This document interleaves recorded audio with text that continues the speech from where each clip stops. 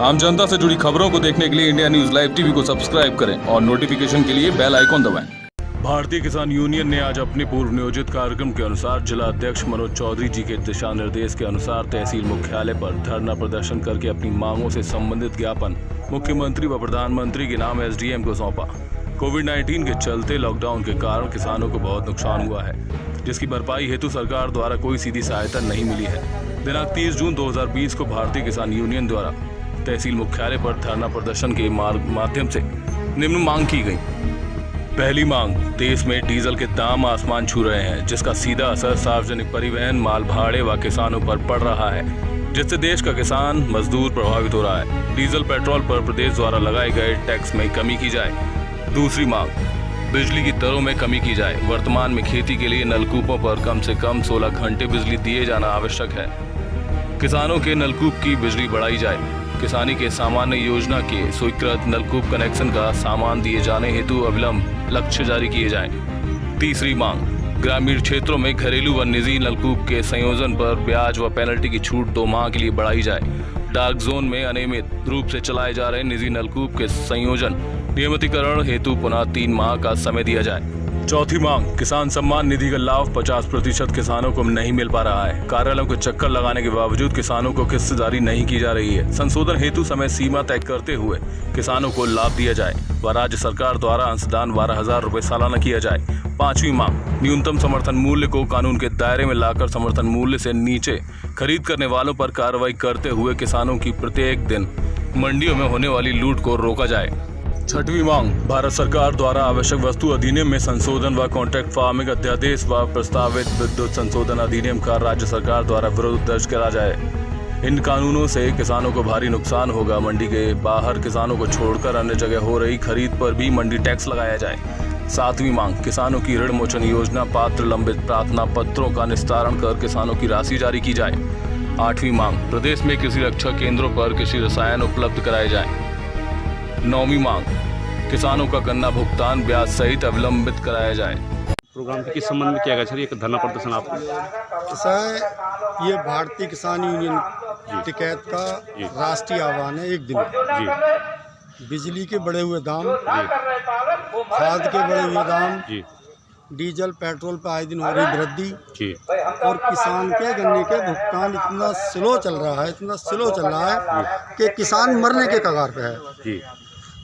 तो इस सरकार की नीति के विरोध में ये एक दिन का हमारा राष्ट्रव्यापी आंदोलन है प्रत्येक तहसीलों पर। तो आपकी क्या मांग है सर, क्या चाहते हैं सर आप सरकार से?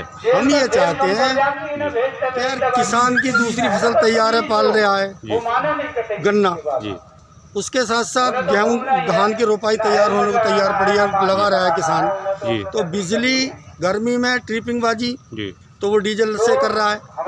डीजल के रेट, उसके साथ साथ डीजल पेट्रोल पंप वाला पहले पूछता है 1,000 का लोगे, 500 का लोगे, 200 का लोगे, पहले पैसे लेगा, बाद में वो डीजल पेट्रोल देगा। परंतु किसान के जब ये जितने शहर हो गई है, कहते हैं खेती करने के यंत्र, उन पर लगातार रेट बढ़ते रहेंगे, चाहे डीजल हो, चाहे पेट्रोल हो, चाहे खाद हो, और उसकी किसान की जो खेती से जो अनाज या जो चीज़ जीन्स पैदा हो रही है उसके दाम बढ़ नहीं रहे।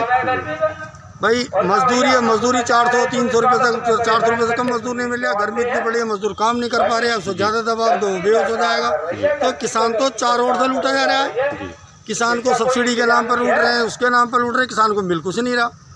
20 लाख करोड़ का जो भी पैकेज करा है, तो किसान के लिए उसमें क्या दिया है? कोई चीज़ नहीं दी। केवल क्या दिया है कि उसको लोन दे दो। क्या कर्ज दे करके किसान का उद्धार हो सकता है? भाई 20 लाख करोड़ में कुछ नहीं होता, किसान के ब्याज माफ हो जाता, तो उससे किसान को थोड़ी सी राहत की सांस मिलती और किसान अपने काम और लगन से करता। सर ये बिजली के बिल के संबंध में क्या चाहते हैं? बिजली का बिल भी माफ हो सर, लॉकडाउन चल रहा था जिस टाइम में। देखिए, जिस तरह से किसान ने एक किसान योद्धा कोरोना से युद्ध करा है देश की इस तरक्की के लिए, इस महामारी से बचने के लिए, उसने अपनी जान की परवाह नहीं करी, उसने अपने बच्चों की परवाह नहीं करी और देश के लिए अनाज उगाया। क्योंकि जिस टाइम लॉकडाउन लगा मार्च में, उस टाइम गेहूं की फसल तैयार खड़ी थी। अगर किसी वजह से किसान खेत में नहीं जाता, किसान इस महामारी से डर जाता है, हमारे जो सिपाही योद्धा खड़े हैं ये डर जाते, तो देश का क्या होता?